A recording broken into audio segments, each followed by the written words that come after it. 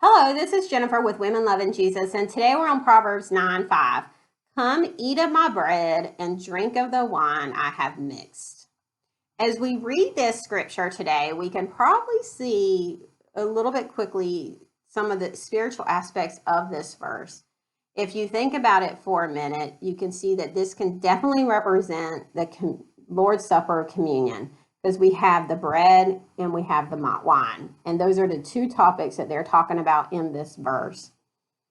And when we have the Lord's Supper, when we have communion, we have the bread and the wine.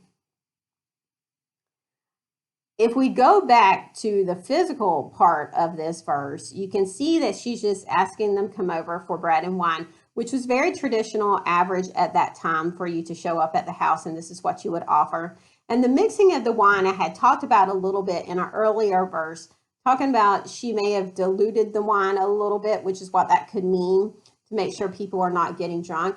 She could have mixed some different herbs and spices to give it a different flavor. That's what it could mean. It could mean both.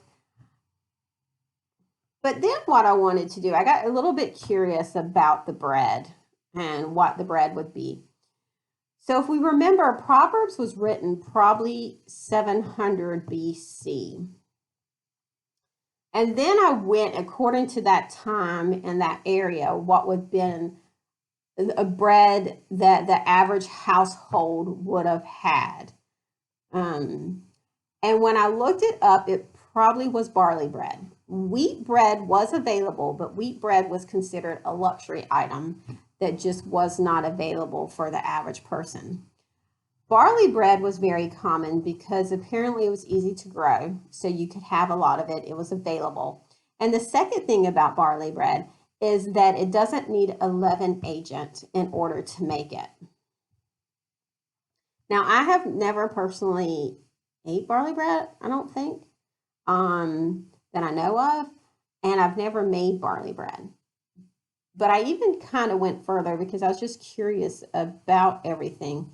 Is you can go to foodnetwork.com and you can find a recipe to make barley bread with barley wheat.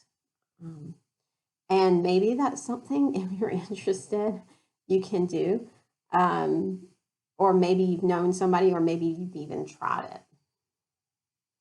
But today's scripture, as we look at it in the spiritual sense, reminding us of the Lord's Supper and the importance of what that represents and coming to Him, and Christ gave His life up for us. I pray that the Holy Spirit has taken this verse today and has encouraged you, and I thank you for listening.